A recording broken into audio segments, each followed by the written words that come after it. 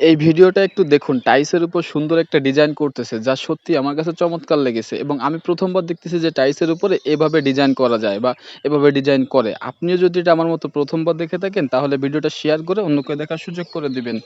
আর এই ভিডিওটা আপনার কাছে কেমন লেগেছে অবশ্যই কমেন্টে বলে যাবেন। যদি ভিডিওটা আপনার কাছে ভালো লেগে থাকে তাহলে লাইক কমেন্ট করতে ভুলবেন না। আশা করি ভিডিওটা আপনাদের সকলের কাছেই ভালো লাগবে। এই ভিডিওটা একটু দেখুন। চীনের সবচেয়ে জনপ্রিয় একটা পেপার হচ্ছে রাইস পেপার, যেটাতে ছবি আঁকা হয়। দেখুন সেই রাইস পেপার তৈরি করার জন্য এই লোকটা একটা কাঠের ফ্রেম ব্যবহার করে কিভাবে তা তৈরি করতেছে। যদি এটা প্রথমবার দেখে থাকেন তাহলে ভিডিওটা শেয়ার করে অন্যকে দেখার সুযোগ করে দিবেন। আর এই ভিডিওটা আপনার কাছে কেমন লেগেছে অবশ্যই কমেন্টে বলে যাবেন। ছুরি অথবা চাপাটি ধার দেওয়ার জন্য দেখুন কি চমৎকার লেভেলের একটা গেজেট তৈরি হয়ে গেছে, যে গেজেটের মাধ্যমে খুব সহজে আপনি ছুরি চাপাটি ধার দিতে পারবেন। যদি প্রথমবার দেখে থাকেন তাহলে কমেন্টে বলে যাবেন।